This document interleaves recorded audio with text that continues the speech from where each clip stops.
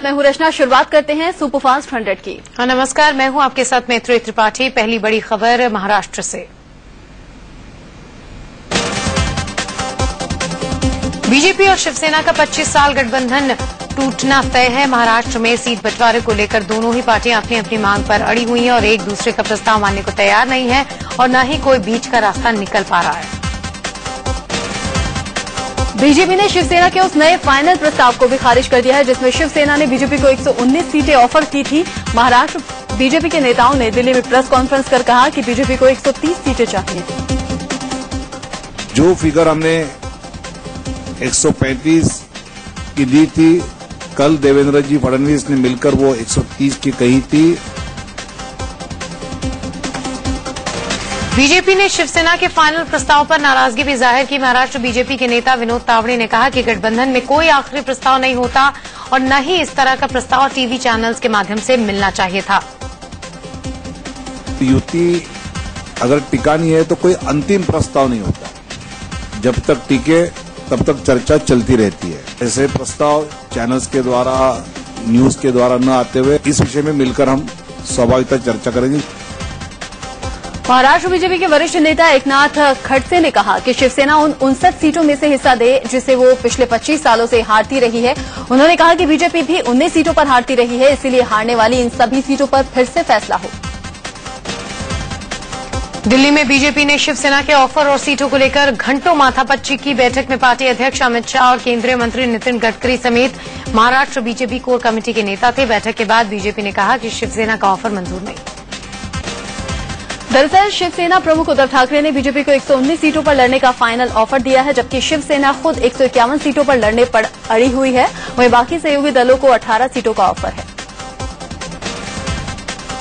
Final offer देते हुए उद्धव ठाकरे ने यह भी कहा कि बीजेपी को 130 सीटें नहीं दी जाएंगी, भले ही गठबंधन रहे या न रहे। उद्धव ने कहा कि अगर बीजेपी शिवसेना को आंख दिखाएगी तो शिव सैनिक भी तैयार हैं। उनका इशारा अकेले चुनाव लड़ने की तरफ था। दरअसल बीजेपी का अपना अलग फॉर्मूला है जिसके मुताबिक शिवसेना 140 सीटों पर लड़े और बीजेपी 130 सीटों पर, जबकि बाकी सहयोगी दलों को 18 सीटें मिले। लेकिन शिवसेना प्रमुख उद्धव को बीजेपी का ये फॉर्मूला मंजूर नहीं है। शिवसेना ने पहले बीजेपी को 115 सीटों का ऑफर किया था और खुद 155 सीटों पर लड़ने की बात कही थी। इस ऑफर को कल ही बीजेपी ने खारिज कर दिया था, जिसके बाद शिवसेना प्रमुख उद्धव ठाकरे ने नया ऑफर दिया। बीजेपी से खींचतान पर शिवसेना प्रमुख उद्धव ठाकरे काफी तल्ख दिखे। उन्होंने कहा कि चुनाव के वक्त कई चेहरों की सच्चाई सामने आ जाती है। उद्धव ने कहा कि गठबंधन पर फैसला कर लिया गया है, जल्द ही ऐलान भी हो जाएगा। बीजेपी से खींचतान पर शिवसेना प्रमुख उद्धव ठाकरे काफी तल्ख दिखे। उन्होंने कहा कि चुनाव के वक्त कई चेहरों की सच्चाई सामने आ जाती है। उद्धव ने कहा कि गठबंधन पर फैसला कर लिया गया है, जल्द ही ऐलान भी हो जाएगा। शिवसेना प्रमुख उद्धव ठाकरे ने एक बार फिर संकेत दिए कि मुख्यमंत्री पद का शिवसेना को ही मिलना चाहिए। उन्होंने कहा कि बीजेपी देश में राज करे और महाराष्ट्र शिवसेना के लिए छोड़ दे। उनका इशारा सीएम पद की तरफ था। उद्धव ठाकरे ने कहा कि शिवसेना को किसी भी कीमत पर महाराष्ट्र की सत्ता चाहिए और वो इसे लेकर रहेंगे। उद्धव ने कहा कि सुख भोगने के लिए उन्हें सत्ता नहीं चाहिए, बल्कि महाराष्ट्र के भले के लिए सत्ता चाहिए। महाराष्ट्र में सीट बंटवारे को लेकर कांग्रेस और एनसीपी में भी घमासान मचा हुआ है। एनसीपी ने सीट बंटवारे पर कांग्रेस को एक दिन का अल्टीमेटम दिया। एनसीपी नेता प्रफुल्ल पटेल ने कहा कि कांग्रेस की ओर से दिया गया 124 सीटों का ऑफर पार्टी को मंजूर नहीं। प्रफुल्ल पटेल ने कहा कि हम गठबंधन बनाए रखना चाहते हैं। कई दिनों से सीट बंटवारे पर बातचीत चल रही है। हम बस एक दिन का इंतजार और करेंगे, इसके बाद दूसरे विकल्पों पर विचार किया जाएगा। एनसीपी 134 सीटें मांग रही है, जबकि कांग्रेस 124 से ज्यादा देने को तैयार नहीं है। इससे पहले कांग्रेस ने भी एनसीपी को गठबंधन तोड़ने की धमकी दी। प्रदेश कांग्रेस कमेटी की मीटिंग के बाद प्रदेश अध्यक्ष माणिक राव ठाकरे ने कहा कि एनसीपी जिद पर अड़ी रही तो कांग्रेस अकेले चुनाव लड़ने को मजबूर होगी। मुंबई में हुई महाराष्ट्र कांग्रेस की मीटिंग में 174 सीटों पर चुनाव लड़ने पर मंथन किया गया, जिसके बाद माणिक राव ठाकरे ने कहा कि इस पर आखिरी फैसला आलाकमान का होगा। हरियाणा विधानसभा चुनाव के लिए बीजेपी ने उम्मीदवारों की दूसरी और फाइनल लिस्ट जारी कर दी। इस लिस्ट में 47 उम्मीदवारों के नाम हैं। सफीदों से सुषमा स्वराज की बहन वंदना शर्मा को टिकट दिया गया है। हरियाणा की 90 सीटों में से बीजेपी ने 15 सीटों पर महिलाओं को टिकट दिया है, जबकि 22 पर युवाओं को मौका दिया गया है। यहां 15 अक्टूबर को चुनाव होने हैं। नामांकन प्रक्रिया भी कल से शुरू हो गई है। जन चेतना पार्टी के प्रवक्ता जसबीर भट्ट ने हरियाणा में बीजेपी की जारी की गई दूसरी लिस्ट पर चुटकी लेते हुए कहा कि बीजेपी ने अपने कैडर की अनदेखी की है और दूसरी पार्टी से आए भगोड़ों और पूंजीपतियों को तरजीह दी है। कांग्रेस ने भी हरियाणा विधानसभा चुनाव के लिए उम्मीदवारों के नाम पर मंथन किया। देर रात कांग्रेस की केंद्रीय चुनाव समिति की बैठक हुई। बताया जा रहा है कि उम्मीदवारों का नाम फाइनल करने के लिए एक और बैठक होगी। दिल्ली में लक्ष्मीनगर के विधायक विनोद कुमार बिन्नी ने आम आदमी पार्टी की कार्यकर्ता अलका लांबा के अश्लील कमेंट करने के आरोपों को सिरे से खारिज कर दिया। उन्होंने कहा कि किसी ने साजिश के तहत मेरे नाम की फेसबुक प्रोफाइल बनाई है। पिछले दिनों तो हुआ है, वो हो सकता है एक साजिश का हिस्सा हो। पिछले दिनों एक विनोद कुमार बिन्नी के नाम से एक पेज किसी ने बनाया, मैं उसे जानता नहीं हूं किस आदमी ने वो पेज बनाया है। आम आदमी पार्टी की कार्यकर्ता अलका लांबा ने बिन्नी पर फेसबुक पर अश्लील कमेंट करने का आरोप लगाया था। सोशल मीडिया पर अपने खिलाफ चल रहे दुष्प्रचार को लेकर अलका लांबा ने बिन्नी समेत 30 लोगों के खिलाफ लिखित में शिकायत दर्ज कराई है। दिल्ली में आम आदमी पार्टी की महिला कार्यकर्ताओं ने विनोद कुमार बिन्नी के घर के बाहर प्रदर्शन किया। महिला अलका लांबा को भेजे गए कथित अश्लील कमेंट से गुस्से में। बीजेपी में मेनका गांधी और उनके बेटे वरुण गांधी को लेकर बगावत शुरू हो गई है। केंद्रीय मंत्री मेनका ने वरुण को यूपी के सीएम के तौर पर प्रोजेक्ट किया तो बीजेपी सांसद श्यामा चरण गुप्ता भड़क उठे और कहा कि अब गांधी परिवार से मुक्त होने की जरूरत है। नेहरू और गांधी परिवार से बहुत दिनों के बाद तो पीछा छूटा है यार, और अभी फिर वही पीछे चलो में पीछे लिए जा रहे हो। गांधी जी का और नेहरू जी के नाम का शोषण बहुत कर चुके लोग, अब ना करें। इलाहाबाद से सांसद श्यामा चरण गुप्ता ने कहा कि यूपी के सीएम के तौर पर पार्टी ने वरुण को प्रोजेक्ट नहीं किया है, सिर्फ मां बेटे आपस में इस पर बातें कर रहे हैं। वरुण गांधी का नाम ना किसी भाजपा ने ना किसी आदमी ने, वो माँ बेटा आपस में बात कर रहे हैं, तो इसके माने ये नहीं होता है कि वो मुख्यमंत्री प्रधानमंत्री हो जाएंगे। इलाहाबाद से सांसद और बीजेपी नेता श्यामा चरण गुप्ता ने यहां तक कह दिया कि अगर मेनका गांधी अपने बेटे वरुण को सीएम बनाना चाहती हैं तो वो भी चाहते हैं कि उनका बेटा मुख्यमंत्री बने। तो फिर मैं भी अपने लड़के के बारे में कहना शुरू कर दूं तो कौन हट जाए। अगर उनका अपने लड़के से मोह है तो मेरा भी लड़का विदुप नाम का राजनीति में है, उसे ही मुख्यमंत्री बना दिया जाए, क्या हट जाए। मुरादाबाद में सीवर लाइन में डूबे लोगों को बचाने में देरी हुई तो बवाल खड़ा हो गया। लोग पुलिस वालों से उलझ गए और नगर निगम की गाड़ी में जमकर तोड़फोड़ मचाई। सड़क पर लगे बैरिकेड्स भी इधर उधर फेंक दिए गए। दरअसल मुरादाबाद के इंदिरा चौक इलाके में सीवर लाइन खराब होने से सड़क धंस गई। सीवर लाइन के गड्ढे में 3 लोगों के डूबने की आशंका जताई जा रही है, जिन्हें बचाने के लिए सेना के 2 हेलीकॉप्टर्स पहुंचे हुए हैं। गुजरात के वडोदरा में गांव वालों ने डंडे से पीट कर एक मगरमच्छ को मौत के घाट उतार दिया। सैकड़ों लोगों ने मगरमच्छ को एक नाले के पास घेरा और उस पर लगातार डंडों से वार करते चले गए। मगरमच्छ काफी देर तक खुद को बचाने की कोशिश करता रहा, लेकिन लोग तब तक उसे पीटते रहे जब तक उसने दम नहीं तोड़ दिया। देहरादून में बीपी एड और एमपी एड बेरोजगारों ने अपनी मांगों को लेकर प्रदर्शन किया। ग्रेटर नोएडा के एक पार्क में बैठे कुछ लड़के लड़कियों की महिला शक्ति सामाजिक समिति की कार्यकर्ताओं ने जमकर पिटाई की। पुलिस ने महिलाओं को लोगों की पिटाई करने से मना करते हुए कहा कि ये काम पुलिस का है। हरियाणा के करनाल में एक शख्स की मौत के बाद लोगों ने जमकर हंगामा किया। पुलिस के रवैये से नाराज लोगों ने गाड़ियों में तोड़फोड़ और आगजनी की। हत्या की वजह रंजिश बताई जा रही है। मध्य प्रदेश के जबलपुर में एक युवक की पिटाई की लाइव तस्वीरें सामने आई हैं। आरोप है कि युवक एक लड़की को कई दिन से परेशान कर रहा था, इसीलिए इसकी पिटाई हुई।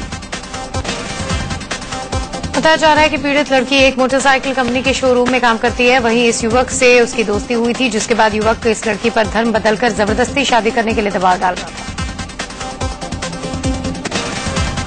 पीड़ित लड़की ने इस युवक के खिलाफ कैंट थाने में मामला दर्ज करवाया। मामला का खुलासा होते ही मौके पर धर्म सेना के कार्यकर्ता भी जा पहुंचे। उन्होंने भी लड़की की तरफ से आरोपी लड़के को जमकर पीटा।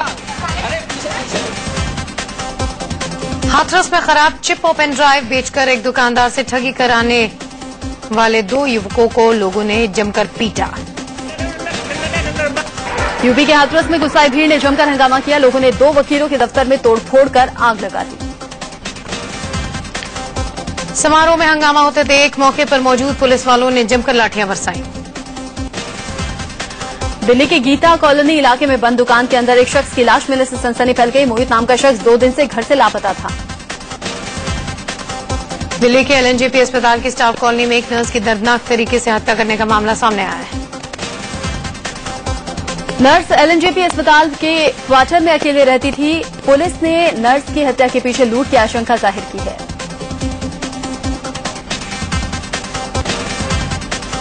दिल्ली के जगतपुरी थाने में शनिवार की रात जमकर हंगामा हुआ। 2 लड़कों की थाने के अंदर हुई पिटाई के बाद लोगों का गुस्सा फूट पड़ा।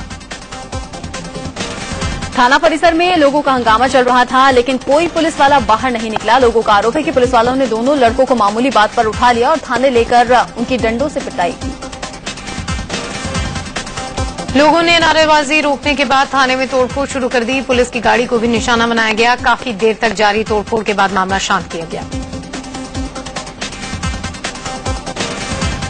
दिल्ली के पांडव नगर इलाके में एक जिम के अंदर लड़की से छेड़खानी का मामला सामने आया है। जिम ट्रेनर पर लड़की से छेड़छाड़ का आरोप है। दिल्ली के पश्चिम विहार इलाके में 38 साल के एक आर्किटेक्ट की संदिग्ध हालत में मौत हो गई। घर वालों के मुताबिक आर्किटेक्ट की हत्या की गई है। दिल्ली पुलिस ने एक इंजीनियर को उसके 2 दोस्तों के साथ चोरी के कई मामलों में गिरफ्तार कर लिया। पूछताछ में खुलासा हुआ कि ये सारे अपनी गर्लफ्रेंड की जरूरतों को पूरा करने के लिए चोरी को अंजाम देते थे। तीनों आरोपी मिलकर नवादा, जनकपुरी और तिलक नगर में चोरी की वारदात को अंजाम दे चुके हैं। यूपी के बरेली में मानसिक रूप से कमजोर नाबालिग लड़की से रेप का मामला सामने आया है। आरोपी और पीड़ित का परिवार एक ही मकान में किराए पर रहता है। एमपी के डबरा में अपनी ननिहाल में रहने वाली एक 7 साल की मासूम के साथ उसके मामा ने पहले रेप किया और बाद में पत्थरों से कुचलकर उसकी हत्या कर दी। यूपी के औरैया में 4 दबंगों पर एक लड़की को जिंदा जलाकर मार देने का आरोप लगा है। लड़की ने अस्पताल में मरने से पहले 4 दरिंदों के खिलाफ बयान दिया। इलाहाबाद में गोदान एक्सप्रेस ट्रेन में छेड़छाड़ का मामला सामने आया है। छेड़खानी का विरोध करने पर वंचलों ने परिजनों से मारपीट की और ट्रेन पर पथराव किया। इलाहाबाद हाईकोर्ट ने 11 ट्रेनी जजों की बर्खास्तगी पर सीएम अखिलेश यादव ने मोहर लगा दी है। इन ट्रेनी जजों पर नशे में महिला जजों से छेड़छाड़ और मारपीट करने का आरोप है। बाढ़ से मची तबाही के बाद श्रीनगर में हालात धीरे धीरे पटरी पर आ रहे हैं। कानपुर में बीजेपी सांसद मुरली मनोहर जोशी ने जम्मू कश्मीर में बाढ़ पीड़ितों के लिए राहत भरी सामग्री से भरे 3 ट्रकों को हरी झंडी दिखाकर रवाना किया। दिल्ली में हजारों आशा ट्राम समर्थकों ने शांति मार्च निकाला। ये मार्च रेप के आरोप में जेल में बंद आसाराम की जल्द रिहाई के लिए निकाला गया।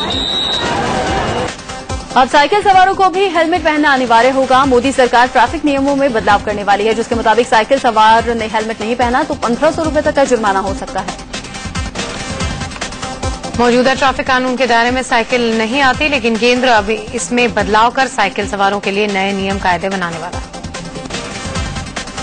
भारी हथियारों से लैस करीब 200 आतंकवादी एलओसी के चारों तरफ भारतीय सीमा में घुसपैठ की ताक में है। घुसपैठिए कश्मीर में आई बाढ़ का फायदा उठाते हुए अपनी हरकत को अंजाम देने की कोशिश में है।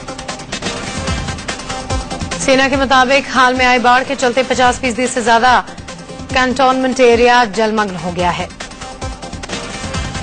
लद्दाख में चीन की सीनाजोरी जारी है। चुमार इलाके में 50 और चीनी सैनिकों ने घुसपैठ की है। एक तेज रफ्तार बस ने 14 साल के बच्चे को टक्कर मार दी। बच्चे की मौके पर ही मौत हो गई। ये यूपी के बिजनौर में कबाड़ के एक गोदाम में आग लगने से हड़कंप मच गया। कबाड़ के गोदाम में आग लगने की खबर पाकर दमकल की 5 गाड़ियां मौके पर पहुंची, लेकिन तब तक आग काफी फैल चुकी थी। मुंबई से सटे मीरा रोड इलाके में एक लोहे के बक्से में बुजुर्ग महिला की लाश मिलने से सनसनी फैल गई। महाराष्ट्र की ठाणे क्राइम ब्रांच पुलिस ने एक शख्स को देसी कट्टे और कारतूस के साथ गिरफ्तार किया। कानपुर में महज 5 रुपए के लिए दबंगों ने एक शख्स को बेरहमी से पीटकर अस्पताल पहुंचा दिया। रायबरेली के केला मोहल्ले में एक घर के बाहर कई बम मिलने से हड़कंप मच गया। एक महिला ने अपने घर के बाहर बम रखे होने की जानकारी पुलिस को दी थी। कानपुर रेलवे स्टेशन पर पुलिस ने दुर्लभ प्रजाति के 218 कछुओं के साथ एक तस्कर को गिरफ्तार किया। मध्य प्रदेश के बैतूल में बालाजीपुरम साईं मंदिर के अंदर साईं का सच नाम से बिक रही किताब का विरोध शुरू हो गया है। भोपाल में राहगिरी डे सेलिब्रेट किया गया। अब हर रविवार सुबह 6 बजे से दोपहर 12 बजे तक राजा भोज ताल के पास की 2.5 किलोमीटर लंबी सड़क नो व्हीकल जोन रहेगी। दिल्ली के चाणक्यपुरी में इग्नाइट वेलनेस फाउंडेशन की ओर से फिटनेस प्रोग्राम का आयोजन किया गया है। ये संस्था फिलहाल एक चैरिटी प्रोग्राम चला रही है, जिसमें हिस्सा लेकर आप खुद को फिट रख सकते हैं। इस प्रोग्राम में हिस्सा लेने के लिए आप जो रकम देंगे उससे नेत्रहीन और गरीब बच्चों की मदद की जाएगी। लोगों को थोड़ा सा हेल्थ की तरफ अवेयर करना, कि वो थोड़ा सा जागरूक हो जाएं कि आजकल फिटनेस खाने पीने की चीजें बहुत ज्यादा खराब हैं। उससे बच्चों में आगे बहुत ज्यादा प्रॉब्लम्स आ रही हैं। यूपी के बदोई में स्वामी ब्रह्मदेव ने 7 देशों में बोली जाने वाली डच भाषा में रामायण का अनुवाद पूरा कर लिया है।